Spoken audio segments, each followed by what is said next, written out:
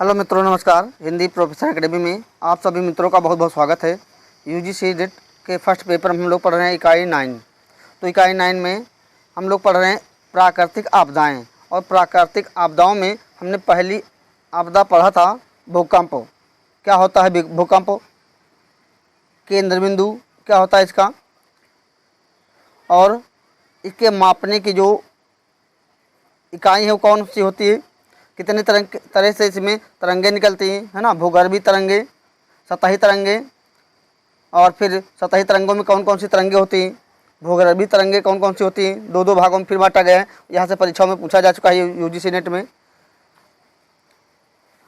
सतही तरंगे, इसमें एल तरंगे और आर तरंगे होती हैं।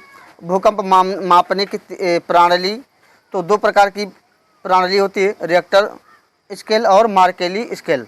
तो रिएक्टर स्केल के बारे में हम लोग पढ़ चुके हैं डिटेल से। अब आज पढ़ने वाले हैं मार्केली स्केल। ध्यान रखेंगे, यहाँ से परीक्षा में पूछे जा चुके हैं प्रश्न। तो आगे देखते हैं मार्केली स्केल दूसरा है। इसके पहला क्या था, हम लोग पढ़े थे रिएक्टर स्केल। ठीक है, ये दूसरी हमारी मार्केली स्केल।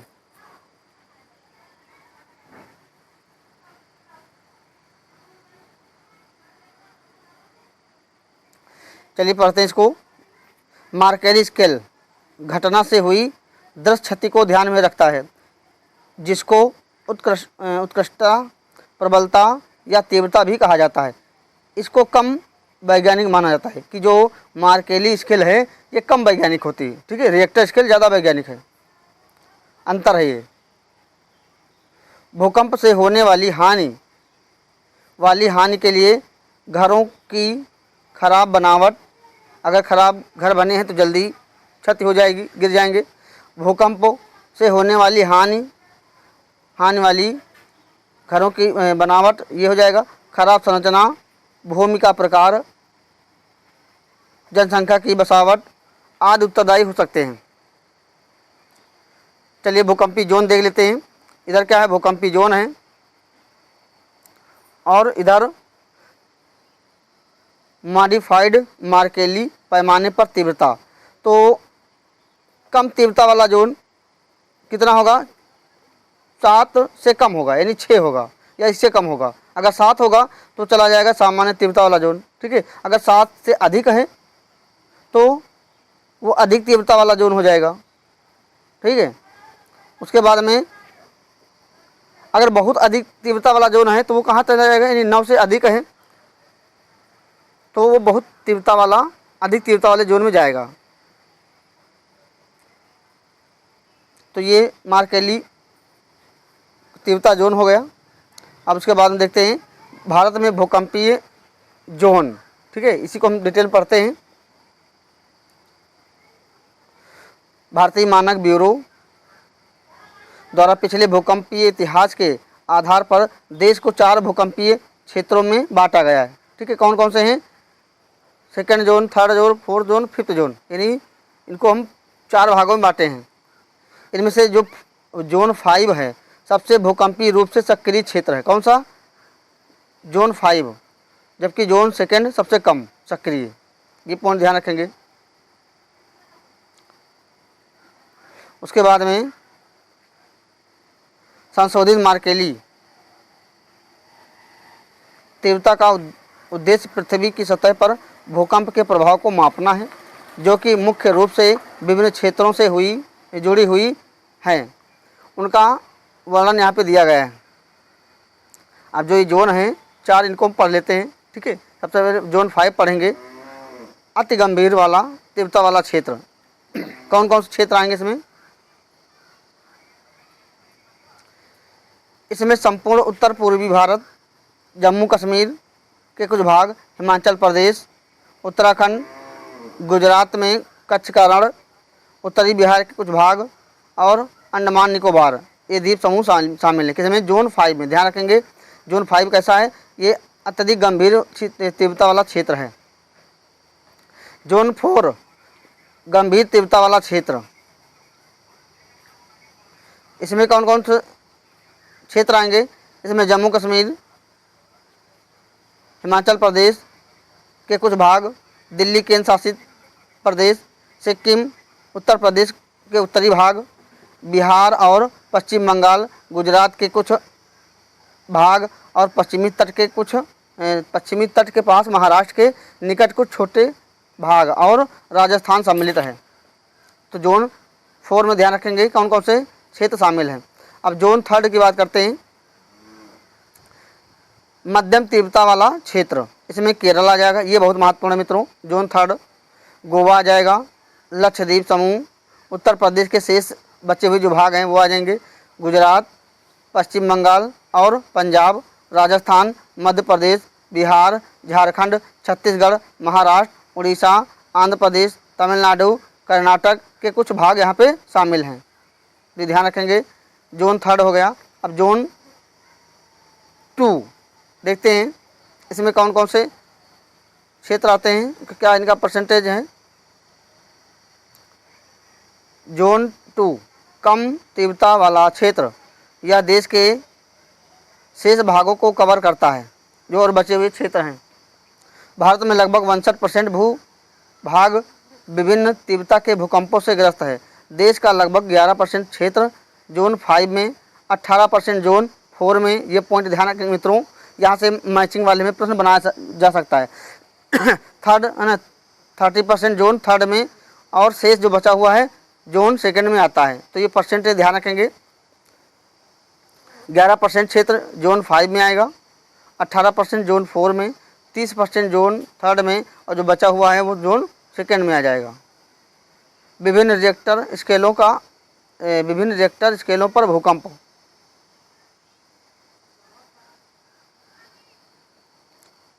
रिएक्टर स्केल के अनुसार 2.0 की तीव्रता से कम वाले लगभग 8000 भूकंप नित्य आते हैं। कितने? 8000, जो हमें महसूस ही नहीं होते, यानी जो हमको महसूस हम नहीं कर पाते हैं। वहीं 9.0 से लेकर 9.9 तक के पैमाने का भूकंप हजारों किलोमीटर के क्षेत्र में तबाही मचा सकता है। जो 20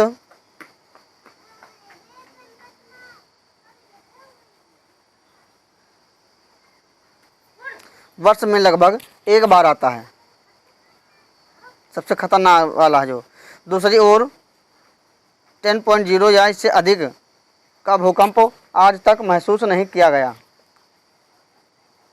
भारत में ज़्यादातर भूकंप टेक्टोनिक प्लेटों में होने वाली हलचलों के कारण आते हैं।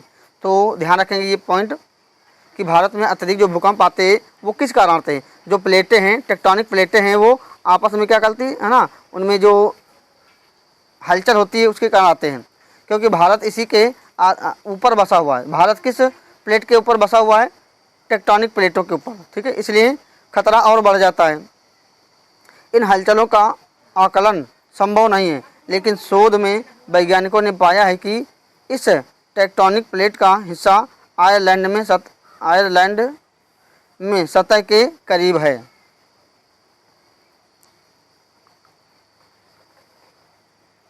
विश्व में नीतिगत स्तर पर दोनों दिशाओं में कार्य हो रहा है। एक पूर्व सूचना और दूसरे भवन तथा ढांचागत परियोजनाएं ऐसे बनाए जाएं कि भूकंप से होने वाली क्षति को कम से कम किया जा सके, कि जो भूकंप से होने वाली क्षति है, हानि है, वो कम किया जा सके। इस पे विचार चल रहे हैं।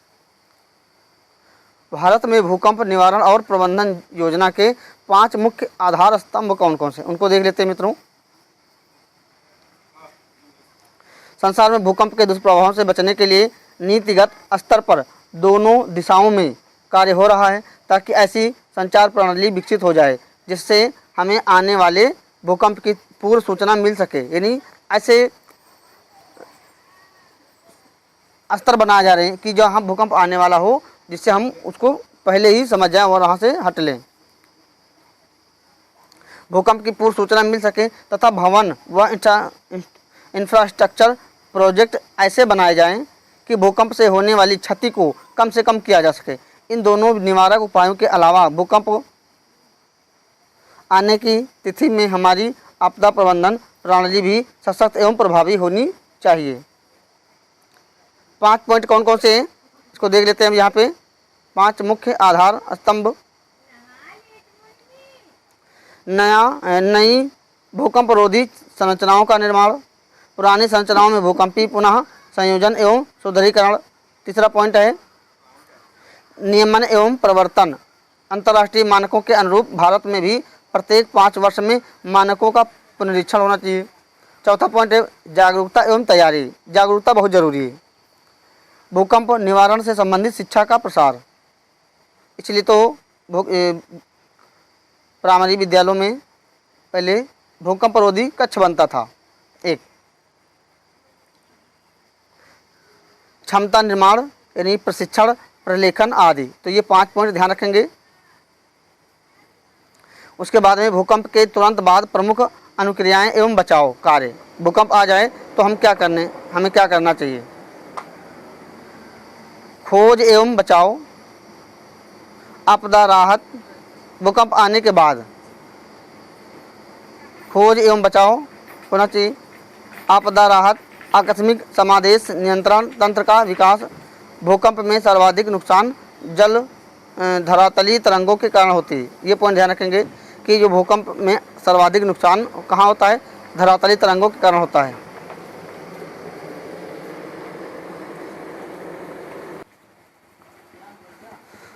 तो अगली हम प्राकृतिक आपदा देखते हैं, सुनामी।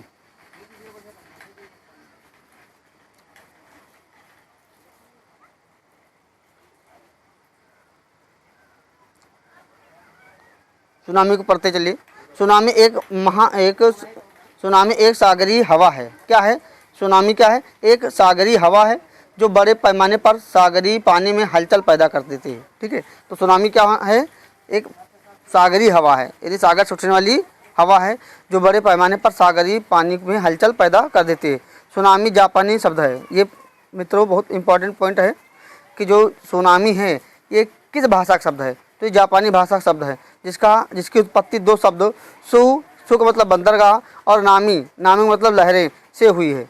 तो जिसका इन 2 शब्दों से मिलकर सु प्लस नामी, सुनामी। सु का मतलब है बंदरगाह और नामी का मतलब है लहरें, जिसका आशय जिसका अर्थ है जापान में बंदरगाह की लहरों। जिसका अर्थ क्या है? बंदरगाह की लहरों से है। सुनामी लहरों की श्रृंखला से मिलकर बनी एक प्राकृतिक घटना है। सुनामी क्या है? लहरों की श्रृंखला से मिलकर बनी हुई एक प्राकृतिक घटना है। कैसी घटना है? प्राकृतिक, जो तब उत्पन्न होती है जब सागर में जल की व्यापक मात्रा तेजी से विस्थापित होती है। तो ये सुनामी संबंधित ये पॉइंट सब ध्यान रखेंगे। यह मूलतः सागर में आया हुआ भूकंप है। क्या है? सागर में आया हुआ क्या है? भूकंप है। कौन? सुनामी। या फिर यह भूस्खलन, ज्वालामुखी विस्फोट आदि के कारण भी पैदा हो सकती है। तो ज्वालामुखी विस्फोट के कारण भी सुनामी पैदा हो सकती है। सुनामी में तरंग दैर्घ्य 10 से 500 किलोमीटर तक हो सकती है। क्या बताया गया? सुनामी में जो तरंग दैर्घ्य है, वेवलेंथ 10 से 500 किलोमीटर तक हो सकती है। ये पॉइंट ध्यान रखेंगे। तथा तरंग समय 1 घंटा या उससे भी अधिक हो सकता है। सुनामी की लहरें वास्तव में तरंगों के रूप में होती हैं। जब सुनामी बीच सागर में होती है तो हलचल सागर की गहराई में होती है। जाहिर सी बात है, जब सुनामी बीच में रहेगा समुद्र में तो वहाँ हलचल ज़्यादा होगी। लेकिन जैसे जैसे तरंगें सागर के किनारे की तरफ बढ़ती हैं तो लहरों का जो निचला भाग ज़मीन को छूने लगता है। तब इनकी गति कम हो जाती है लेकिन ऊंचाई बढ़ जाती है। तब यह एक सागरी जल की विशालकाय दीवार का रूप धारण कर लेती है और इसकी जो मारक क्षमता है वो कई गुना बढ़ जाती है। जब ये तट से टकराती हैं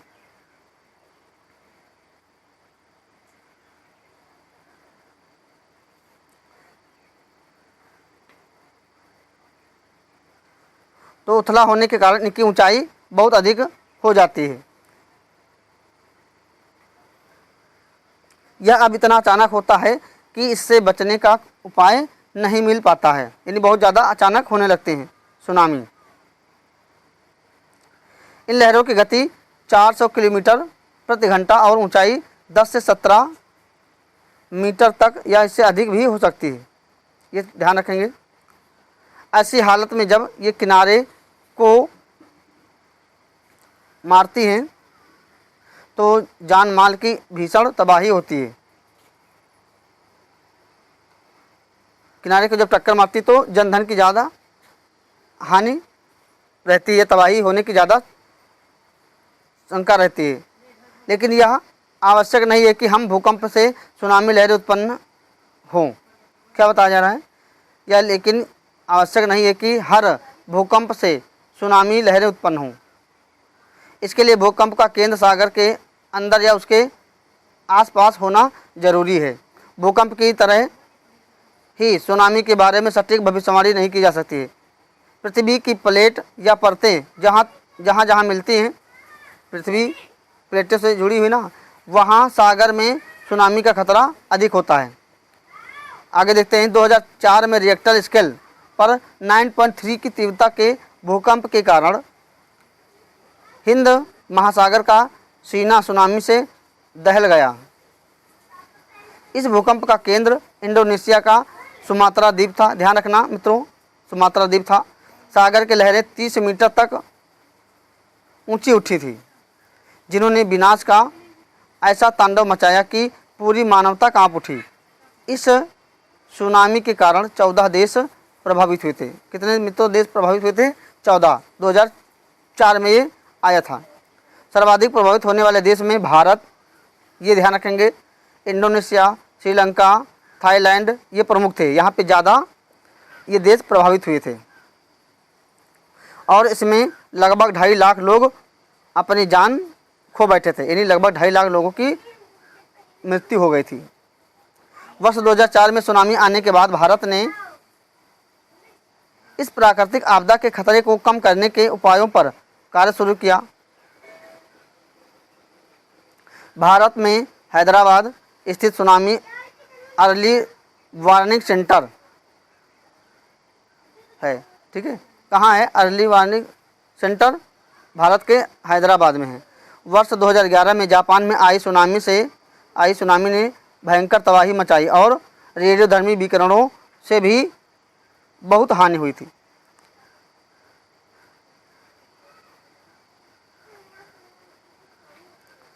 तो ये था हमारा सुनामी।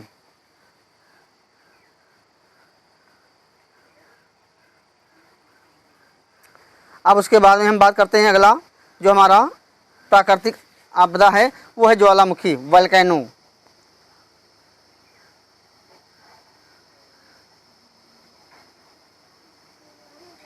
ज्वालामुखी देख लेते मित्रों। ज्वालामुखी पृथ्वी की सतह पर उपस्थित ऐसी दरार या मुख होता है। पृथ्वी के भीतर का गर्भ, लावा, गैस, राख आदि बाहर आते हैं। ठीक है, तो मित्रों जो ज्वालामुखी होता है इसके अंदर जो भरा रहता है उसको मैग्मा कहते हैं। ठीक है, जब ये बाहर निकलता है ये इसको लावा कहते हैं और उसके पहले राख निकलती है, बहुत गंदी सड़े हुए अंडे के समान गंध वाली गैस निकलती है, गर्म राख निकलती है। जब इसके अंदर ये भरा होता है इसको मैग्मा कहते हैं। जब ये लावा बाहर निकलता है मैग्मा तो इसको बाहर बैठ जाता है तो इसको हम लावा कहते हैं। ये चीज़ ध्यान रखेंगे। पृथ्वी की ऊपरी परत में एक विभंग होता है जिसके द्वारा अंदर के पदार्थ बाहर निकलते हैं। ये मित्रों ध्यान रखेंगे, यहाँ से प्रश्न पूछा जा चुका है कि ये क्या होता है ये विभंग होता है, इसको हम क्रेटर कहते हैं। ध्यान रखेंगे, क्रेटर। ठीक है, ये ज्वालामुखी का जो मुख होता है, गड्ढा संरचना होती है, इसको क्रेटर कहते हैं। ये बहुत बड़ा होता है। जब ज्वालामुखी बहुत पहले आती है उसके बाद जब ख़त्म हो जाती है तो ये झील का रूप ले लेता है बाद में, कई वर्षों के बाद। ज्वालामुखी पर्वत से निकलने वाली चीज़ों में मैग्मा के साथ कई तरह की विषैली गैसें होती हैं। ये गैसें आसपास बसे लोगों के लिए काफ़ी घातक होती हैं। इन पर्वतों से निकला मैग्मा एक बहती हुई आग के समान होता है। यह अपने सामने आई हर चीज़ को पूर्ण रूप से समाप्त कर देता है। एकदम पूरा आग होती है, आग की नदी बह जाती है। ठीक है, तो ध्यान रखेंगे ज्वालामुखी के बारे में। और मित्रों ध्यान रखेंगे पृथ्वी का सेफ्टी वाल्व भी कहा जाता है। किसको? ज्वालामुखी को पृथ्वी का क्या कहता है? वाल्व। क्योंकि पृथ्वी क्या है? आज भी अंदर से गर्म है। ठीक है, जब उसके अंदर तमाम गैसें हो जाती है, तो जब पृथ्वी में कहीं पे दरार पा जाती है और वहाँ पे वो गैस निकलना स्टार्ट हो जाती है और वहीं पे ज्वालामुखी फट जाती है। ज्वालामुखी के प्रकार: सक्रिय ज्वालामुखी, प्रसुप्त ज्वालामुखी और शांत ज्वालामुखी। मित्रों 3 प्रकार के ज्वालामुखी होते हैं। इसको देख लेते हैं, यहाँ से बनते हैं प्रश्न। सक्रिय ज्वालामुखी यानी जिसको एक्टिव ज्वालामुखी कहते हैं, जिन ज्वालामुखियों से लावा, गैस और विखंडित पदार्थ सदैव निकला करते हैं, जो हमेशा निकलते रहते हैं, एक्टिव रहते हैं, उनको हम क्या कहते हैं? एक्टिव वोल्केनो कहते हैं या सक्रिय ज्वालामुखी कहते हैं। उन्हें जागृत या सक्रिय ज्वालामुखी कहते हैं, जब जिसमें जो ज्वालामुखी के लावा हैं और जो गैसें हैं, जो विखंडित पदार्थ हमेशा निकलते रहते हैं, कभी बंद नहीं होते हैं, उन्हें हम क्या कहते हैं? सक्रिय ज्वालामुखी कहते हैं। वर्तमान में विश्व के जागृत ज्वालामुखियों की संख्या 500 के लगभग है। उदाहरण के लिए इटली के एटना स्ट्राम्बोली ज्वालामुखी के भूमध्य सागर में, सिसिली के उत्तर में लिपारी द्वीप पर स्थित है। इससे सदैव ज्वालामुखी कैसे निकला करती है, जिससे आसपास का भाग प्रकाशमान रहता है। यदि जब हमेशा वो अग्नि निकला करती है तो रात में वो प्रकाश दिखाई देता है, प्रकाश के समान। इसी कारण से इस ज्वालामुखी को भूमध्य सागर का प्रकाश स्तंभ कहा जाता है। ये पॉइंट मित्रों ध्यान रखना है। ठीक है, किस ज्वालामुखी को ज्वालामुखी का भूमध्य सागर का प्रकाश स्तंभ कहा जाता है? सक्रिय ज्वालामुखी को। तो ये ध्यान रखेंगे।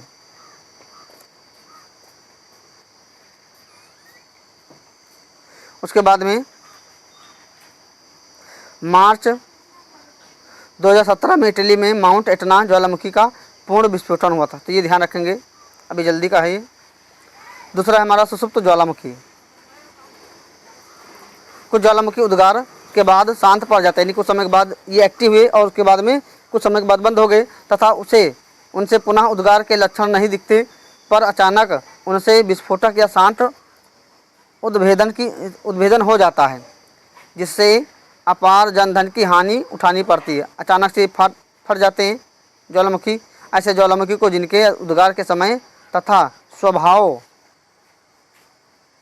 के विषय में निश्चित नहीं होता है, तथा जो वर्तमान समय में शांत से नजर आते हैं, प्रसुप्त ज्वालामुखी उनको कहते हैं।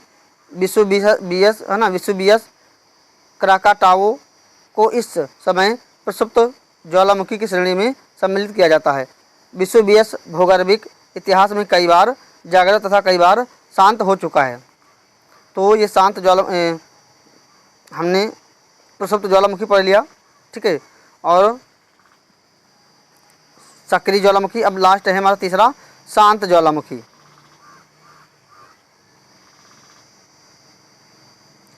शांत ज्वालामुखी का उद्गार पूर्णतः समाप्त हो जाता है तथा उसके मुख में क्या होता है? जल आदि भर जाता है।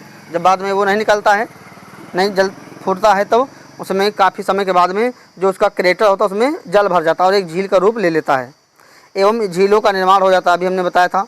और पुनः उसके उद्गार की संभावना नहीं रहती, फिर वहाँ पे कभी ज्वालामुखी नहीं फटता है। कोह सुल्तान तथा देवबंद ईरान के प्रमुख शांत ज्वालामुखी हैं। तो मित्रों ये ध्यान रखेंगे कौन कौन शांत ज्वालामुखी हैं। कोह सुल्तान, देवबंद ईरान के ये प्रमुख क्या हैं? शांत ज्वालामुखी। इसी प्रकार बर्मा का पोप ज्वालामुखी भी शांत ज्वालामुखी के उदाहरण है। तो ये ध्यान रखेंगे 3, कोह सुल्तान, देवबंद ईरान में है, और बर्मा का पोप ये ज्वालामुखी शांत ज्वालामुखी है। तो मित्रों आज हम लोग इस क्लास को यहीं तक पढ़ेंगे, ज्वालामुखी तक हो गया है हमारा। उसके बाद में अगली क्लास में हम लोग पढ़ेंगे चक्रवात। तब तक के लिए जय हिंद, जय भारत।